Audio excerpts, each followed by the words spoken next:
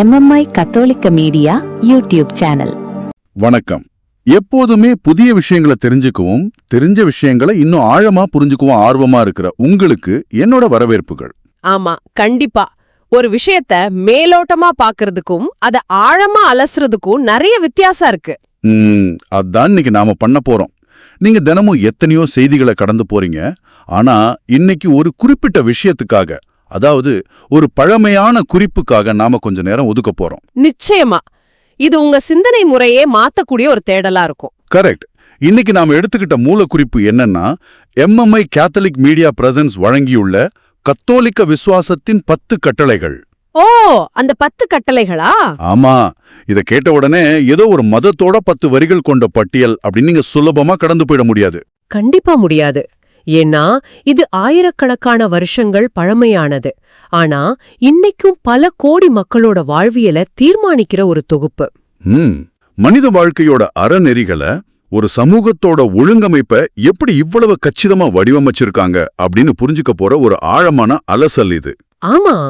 சரி, இது விரிவாக பார்க்கும். இத பிரிச்சு மேஞ்சிடலாம். தயாரா? நான் தயார். இங்க ஆச்சரியப்பட வைக்கிற விஷயம் என்னன்னா, பொதுவாவே மனிதர்களுக்கு கட்டளைகள் அல்லது விதிகள் அப்படின்ற வார்த்தையை கேட்ட உடனேயே ஒரு தயக்கம் வந்துடும். கரெக்ட், ஒரு விதமான தயக்கம் வந்துடும். இது நம்ம சுதந்திரத்தை பறிக்குதோ அப்படின்னு ஒரு தற்காப்பு மனநிலைக்கே நாம போயிடுவோம். ஒரு ரெசிஸ்டன்ஸ் வந்துடும் இல்லையா? ஆமா. ஆனா இந்த மூலக்குறிப்ப ஒரு சமூகவியல் அப்புறம் ஒரு உளவியல் கண்ணோட்டத்துல நாம அணுகும்போது, ஓஹோ, இது வெறுமனே நம்மள சங்கிலியால கற்ற கட்டுப்பாடுகள் கிடையாது அப்படின்றது புரியும். அப்போ அது என்னவா இருக்கும்? மாறாக மனிதர்கள் எப்படி ஒருவரோடு ஒருவர் இணக்கமா வாழறது, நம்மள மீறிய ஒரு அதிகாரத்தோடு எப்படி ஒரு நிலைத்தன்மையை உருவாக்குறது அப்படிங்கிறதுக்கான ஒரு வரைபடம் இது. அதாவது ஒரு மேப் மாதிரி. ஆமா. நீங்க ஒவ்வொரு கட்டளையா உற்று நோக்குனா எந்த ஒரு நாகரிக சமூகமும் இயங்குறதுக்கான அடிப்படை ஒரு டேர்ம்ஸ் அண்ட் கண்டிஷன்ஸ் இதுல இருக்கிறத உணரலாம். வாவ், நீங்க சொல்றது ரொம்பவே சிந்திக்க வைக்குது. ஒரு சமூகத்துக்கான டேர்ம்ஸ் அண்ட் கண்டிஷன்ஸ் அப்படின்னு சொல்லும்போது இது ஏதோ செய்யக்கூடாதவைகளோட பட்டியல் அப்படிங்கிற எல்லையை தாண்டிடுது. ஆமா, அது ஒரு கையேடா மாறுது. எப்படி பாதுகாப்பா வாழணும் அப்படிங்கிறதுக்கான ஒரு மேனுவல். சரி, இத நம்ம வரிசையா பாப்போம். முதலாவது பகுதி இறைவனுடான தனிப்பட்ட உறவை பத்தி பேசுற முதல் 3 கட்டளைகள். முதல் 3 விதிகளா? ஆமா, நான் இந்த மூலக்குறிப்புல இருந்து வாசிக்கிறேன். 1, நாமே உன் கடவுளாகிய ஆண்டவர், எம்மை தவிர வேறு தெய்வங்கள் உனக்கு இருத்தலாகாது. சரி. 2, உன் கடவுளாகிய ஆண்டவரின் பெயரை வீணாக பயன்படுத்தாதே. ஓகே. 3, ஓய்வு நாளை புனிதமாக கடைபிடிப்பதில் கருத்தாயிரு. இந்த 3ஐ படிக்கும்போது இது முழுக்க முழுக்க மதம் சார்ந்த ஒரு விஷயமா மட்டுமே வெளிப்படையா தெரியுது. இதை எப்படி நாம மனித வாழ்வியலோடு பொருத்தி பார்க்கறது? இத நாம ஒரு செங்குத்தான உறவு, அதாவது ஒரு வெர்டிக்கல் ரிலேஷன்ஷிப் அப்படின்னு புரிஞ்சுக்கலாம். வெர்டிக்கல் ரிலேஷன்ஷிப், அதாவது மேலிருந்து கீழ் நோக்கிய ஒரு தொடர்பா? எக்ஸாக்ட்லி. மனிதன் தன்னை விட பெரிய உயர்ந்த ஒரு விஷயத்தின் மேல வைக்கிற நம்பிக்கை இது. இப்ப முதல் கட்டளை எடுத்துக்குவோம். ஓகே, எம்மை தவிர வேறு தெய்வங்கள் இருத்தலாகாது. ஆமா, இது எதை பேசுதுன்னா ஒரே ஒரு மைய புள்ளிய நோக்கி உங்க வாழ்வு அமைச்சுக்கிறது. ஒரு ஃபோக்கஸ். மனித மனம் இயல்பிலேயே பல விஷயங்களை நோக்கி சிதறக்கூடியது. எல்லாத்து மேலயும் ஒரு நாட்டம் இருக்கும். ஆமா, அது உண்மைதான். அப்படிங்கறது தான் இந்த முதல் கட்டளையோட ஆழம். அப்போ அப்படி ஒரு தெளிவான மையப்புள்ளி இருந்தா வாழ்க்கையோட மத்த விஷயங்கள் தானாகவே ஒரு வரிசை கிரமத்துல வந்துடும் இல்லையா? மிகச் சரி. அதுதான் இதோட முதல் படி. அப்படியானால் இந்த 2வது கட்டளை அந்த பேருக்கான மரியாதையை ஏன் இவ்வளவு கடுமையா வலியுறுத்துது? கடவுளின் பெயரை வீணாக பயன்படுத்தாதே அப்படிங்கிறது வெறும் வார்த்தைக்கான கட்டுப்பாடு மட்டும்தானா? இல்ல, இது வார்த்தையை தாண்டிய ஒரு அடையாளம். நீங்க இத மனித உறவுகளோட ஒப்பிட்டு பாருங்களேன். சொல்லுங்க. உங்களுக்கு ரொம்ப நெருக்கமான, நீங்க ரொம்ப மதிக்கிற ஒருத்தரோட பேரை யாராவது ஏளனமா பேசினாலோ அல்லது அற்பமா பயன்படுத்தினாலும் உங்களுக்கு எப்படி இருக்கும்? கண்டிப்பா கோவம் வரும். அந்த உறவையே அவமதிக்கிற மாதிரி தோணும். கரெக்ட். ஒருத்தரோட பேர் அப்படிங்கிறது அவரோட ஒட்டுமொத்த இருப்பின், அவரோட அதிகாரத்தின், குணத்தின் அடையாளம். ஓஹோ. அத வீணா பயன்படுத்தும் போது அந்த உறவு மேல இருக்கிற மரியாதையோட ஆழம் குறைஞ்சு போகுது. அப்போ உயர்ந்த ஒரு அதிகாரத்தை அல்லது சக்தியை நாம எந்த அளவுக்கு கண்ணியமா நடத்துறோம் அப்படிங்கறத அளவிடுற கருவிதான் இது. ஆமா, எந்த ஒரு உறவுலையும் அந்த உறவோட அடையாளத்தை நாம எப்படி மதிக்கிறோம் அப்படிங்கிறது ரொம்ப முக்கியம். அதத்தான் இந்த வரி ஆழமா பதிவு செய்யுது. இது ரொம்பவே நியாயமான வாதம். ஆனா இந்த 3வது கட்டளை, அதாவது ஓய்வு நாளை புனிதமாக கடைபிடிப்பதில் கருத்தாயிரு அப்படிங்கறத படிக்கும்போது எனக்கு வேற ஒரு கோணம் தோணுது. என்ன தோணுது? இப்போ நீங்க இதை இப்போ இருக்கிற நம்ம வாழ்க்கையோட இணைச்சு பாருங்களேன். நம்மள எத்தனை பேர் இன்னைக்கு வேலை வேலை அப்படின்னு இயந்திர மாதிரி ஓடிட்டு இருக்கோம். ஆமா, ஹசில் கல்ச்சர் அப்படின்னு சொல்றோமே. அதேதான். திங்கள் முதல் வெள்ளி வரை வேலை, சிலருக்கு வார இறுதி நாட்கள்லயும் வேலை. அப்படி பார்க்கும்போது நேரம் அப்புறம் மரியாதையை எப்படி ஒதுக்க வேண்டும் அப்படிங்கிற ஒரு அடிப்படை ஒழுக்கத்தை இதை நமக்கு உணர்த்துதான்னு எனக்கு தோணுது. இது ஒரு மிக நுட்பமான பார்வை. ரொம்ப சரி. இத நாம கொஞ்சம் விரிவாக பார்த்தா இது மனித மனத்துக்கான மிகச்சிறந்த உளவியல் பயிற்சி. எப்படி சொல்றீங்க? பழங்கால சமூகங்கள்ல வீக்கெண்ட், அதாவது வார இறுதி விடுமுறை அப்படிங்கிற ஒரு கருத்தாக்கமே கிடையாது. ஓ ஆமா இல்லையா? மனிதர்கள் தொடர்ந்து உழைச்சுக்கிட்டே இருந்தாங்க அல்லது அடிமைகளா உழைக்க வைக்கப்பட்டாங்க. அந்த சூழல்ல வாரத்துல ஒரு நாள முழுமையா ஒதுக்கி எந்த வேலையும் செய்யாம உங்களை நீங்களே ஆசுவாசப்படுத்திக்கிறது அப்படிங்கிறது ஒரு மாபெரும் புரட்சி. வாவ்! அதாவது உங்களை நீங்களே ரீசெட் செய்து கொள்ளும் ஒரு நேரம் அப்படின்னு சொல்லலாமா? சரியா சொன்னீங்க. நீங்க தொடர்ந்து உற்பத்தி செய்து கொண்டே இருக்க வேண்டிய ஒரு மிஷின் கிடையாது. இந்த நாள்ல நீங்க வேலை செய்யக்கூடாது அப்படிங்கறது மட்டும் இல்ல, உங்களுக்காக வேலை செய்யறவங்களுக்கும் நீங்க ஓய்வு கொடுக்கணும் அப்படிங்கிற சமூக நீதியும் இதுல அடங்கியிருக்கு. ஓ, அப்போ இது வெறும் தனி மனித விஷயம் இல்ல. கிடையாது. ஆக இந்த முதல் 3 கட்டளைகளும் நீங்க யார், உங்க படைப்பின் நோக்கம் என்ன, உங்களோட மையப்புள்ளி எது அப்படிங்கிறதுக்கான ஒரு செங்குத்தான அடித்தளத்தை ரொம்ப வலுவா அமைச்சிடுது. இந்த முதல் பகுதிக்குள்ளேயே இவ்வளவு உளவியல் காரணங்கள் ஒழிஞ்சிருக்கிறது நிஜமாவே வியப்பா இருக்கு. ஆமா. சரி, செங்குத்தான உறவோட அடித்தளத்தை பத்தி பேசிட்டோம். இங்கிருந்து தான் நம்மளோட அலசல் அடுத்த கட்டத்துக்கு நகருது. Horizontal relationship. ஆமா, இங்கதான் விஷயம் ரொம்பவே சுவாரஸ்யமா மாறுது. ஏன்னா அடுத்த பகுதி முழுவதுமாக பூமிக்கு வந்துடுது. அதாவது சமூகமும் சக மனிதர்களும் அப்படிங்கிற கிடைமட்டமான உறவுக்குள்ள நுழையுது. கரெக்ட். 4 முதல் 8 வரையிலான கட்டளைகளை இப்ப நான் மூலக்குறிப்புல இருந்து வரிசையா வாசிக்கிறேன். படிங்க. 4. உன் தந்தையையும் தாயையும் மதித்து நட. 5. கொலை செய்யாதே. 6. விபச்சாரம் செய்யாதே. ஓகே. 7. களவு செய்யாதே. 8. பிறருக்கு எதிராக பொய் சான்று சொல்லாதே. இறைவனிடம் ஆரம்பிச்ச பட்டியல் நேரா நம்ம வீட்டுக்குள்ள நம்ம பெற்றோர்கிட்ட தொடங்கி அப்படியே சமூகத்தோட பாதுகாப்புக்கு தேவையான மிக கடுமையான தடைகளுக்கு நகருது.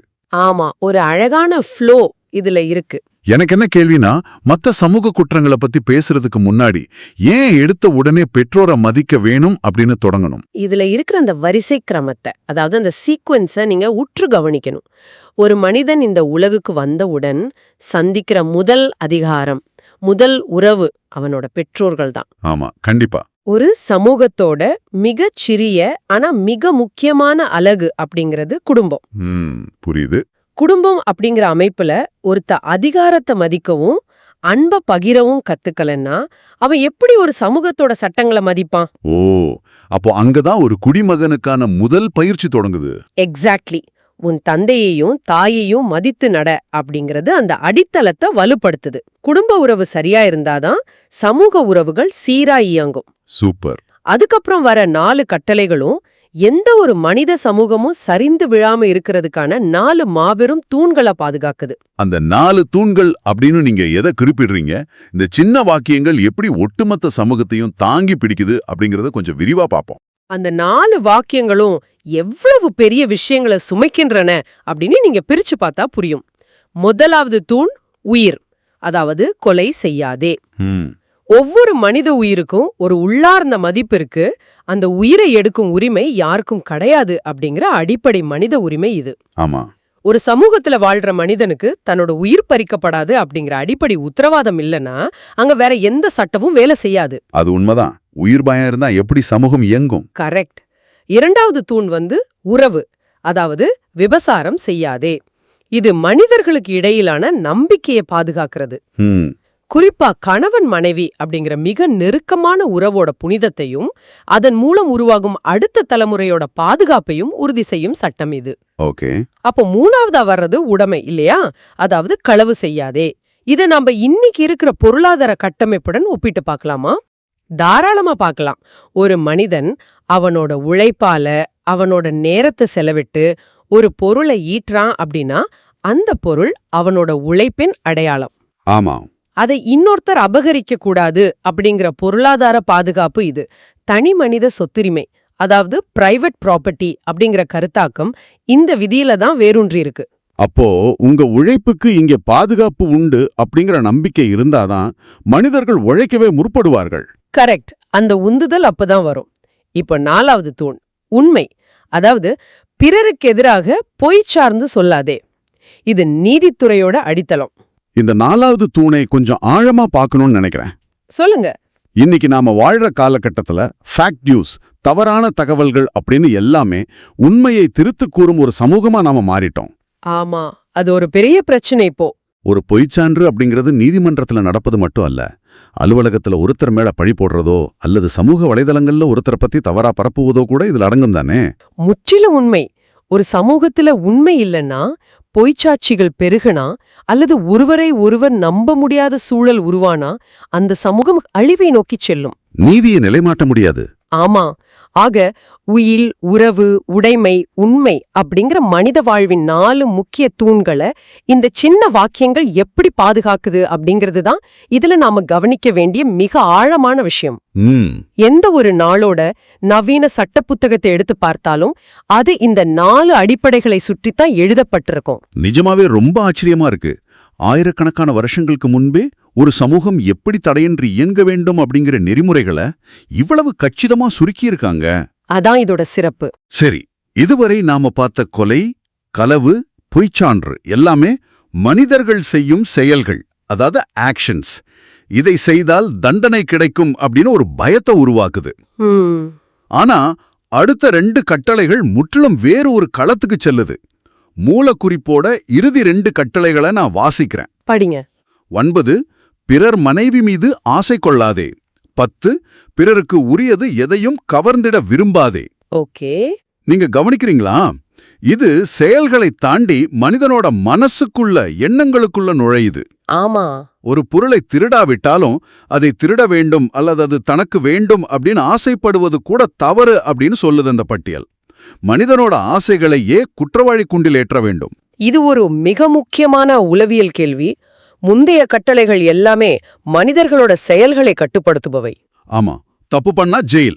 ஆனா எந்த ஒரு குற்றமும் திடீர்னு ஒரே நாள்ல செயலா மாறிவிடுறதில்ல. அது முதல்ல மனசுல ஒரு சின்ன ஆசையா, ஒரு எண்ணமா தான் துளிர்க்கிறது. பொறாமை அப்படிங்கிற ஒற்றை புள்ளி தான் எல்லா சமூக குற்றங்களுக்கும் ஆணிவேர். எப்படி சொல்றீங்க? நீங்க ஏன் திருடுறீங்க? உங்களுக்கு இல்லாத ஒண்ணு இன்னொருத்தர்கிட்ட இருப்பத பார்த்து அது எனக்கும் வேணும் அப்படின்னு நீங்க ஆசைப்படும் போதுதான் களவு நடக்குது. ஓ, கரெக்ட். ஒரு கொலை ஏன் நடக்குது? அதிகாரத்தின் மேலோ அல்லது மற்றவர் சொத்தின் மேலோ ஏற்படும் ஆசையால தான்.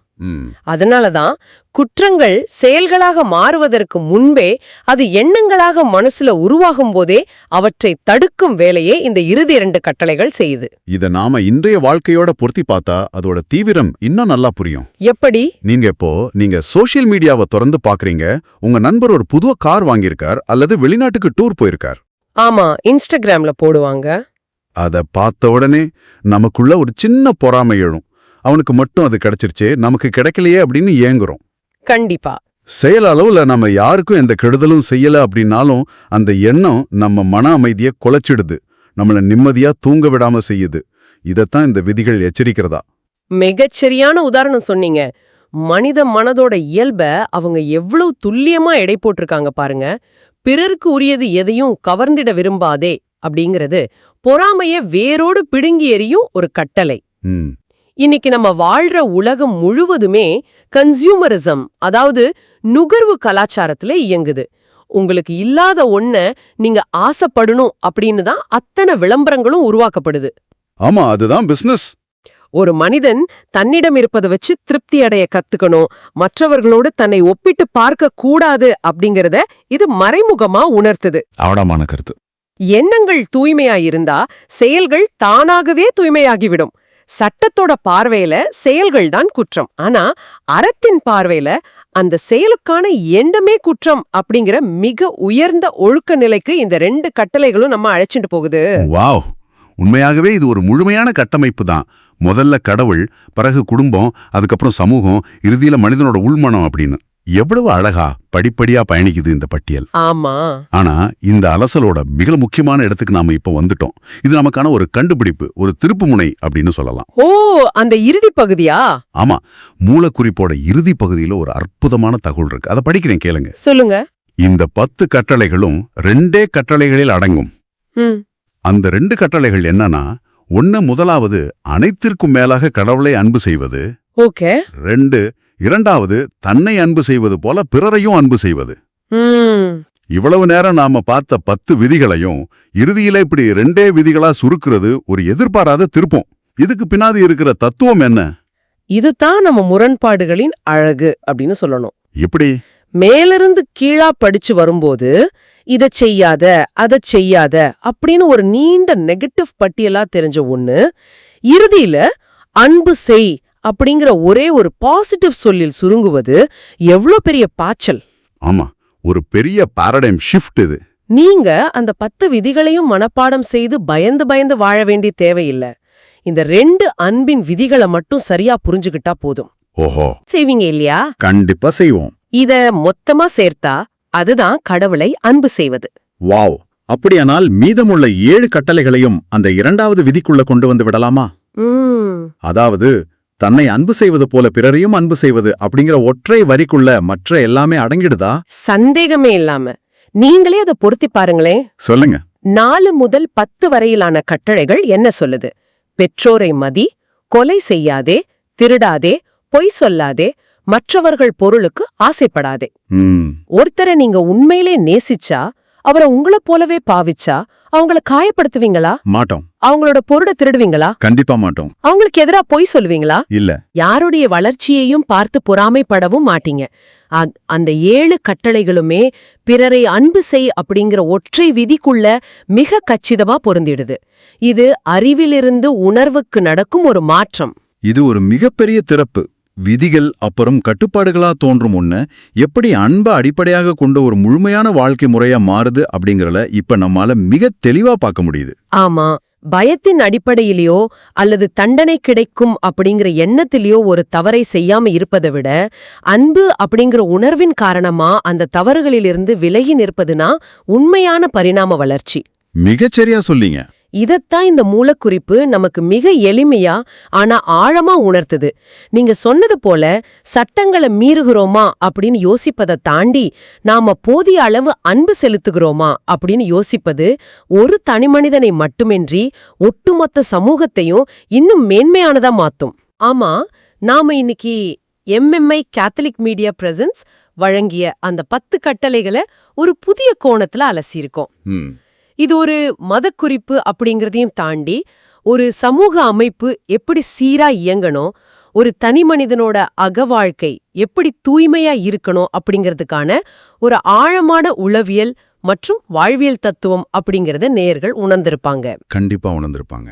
இறுதியா இத கேட்டுட்டு இருக்கிற உங்ககிட்ட ஒரு சிந்தனைய, ஒரு கேள்வியை விட்டு செல்ல விரும்புறேன். அந்த இறுதி சிந்தனை என்னவா இருக்கும்? சமூக மற்றும் ஆன்மீக வாழ்வின் இவ்வளவு பெரிய 10 கட்டுப்பாடுகளை அன்பு அப்படிங்கிற ஒரு புள்ளில 2 விதிகளா சுருக்க முடியுதுன்னா, நீங்க உங்க அன்றாட வாழ்வில் எதிர்கொள்ளும் சிக்கலான பிரச்சனைகள் மற்றும் முடிவுகளை இதே போல எந்த ஒரு அடிப்படை மதிப்பீட்டின் கீழ் எளிமையா சுருக்க முடியும்? Core value. ஆமா, உங்க அலுவலகத்துல, உங்க குடும்பத்துல, உங்களை சுற்றியுள்ள சமூகத்துல எழும் குழப்பங்களுக்கு உங்க வாழ்வை நெறிப்படுத்தும் அந்த ஒற்றை சுருக்க விதி என்னவா இருக்கும்? அத நீங்க கண்டறிந்தா உங்க வாழ்க்கை எவ்வளவு எளிமையாகும் அப்படிங்கறத சற்று சிந்தித்து பாருங்க. வாவ்! உங்களை ஆழமா சிந்திக்க வைக்கும் இந்த சிறப்பான கேள்வியோடு இன்றைய நமது இந்த உரையாடலை நிறைவு செய்கிறோம். இந்த கேள்விக்கான விடை உங்க அன்றாட வாழ்வின் சிக்கல்களை அவிழ்க்கும் ஒரு திறவுகோலாக இருக்கட்டும். நிச்சயமா. மீண்டும் இதுபோன்றதொரு சுவாரஸ்யமான மற்றும் சிந்தனையை தூண்டும் தேடலோடு உங்களை சந்திக்கிறோம். அதுவரை தொடர்ந்து தேடுங்கள், உங்களுக்கான விடைகளை கண்டறியுங்கள். நன்றி.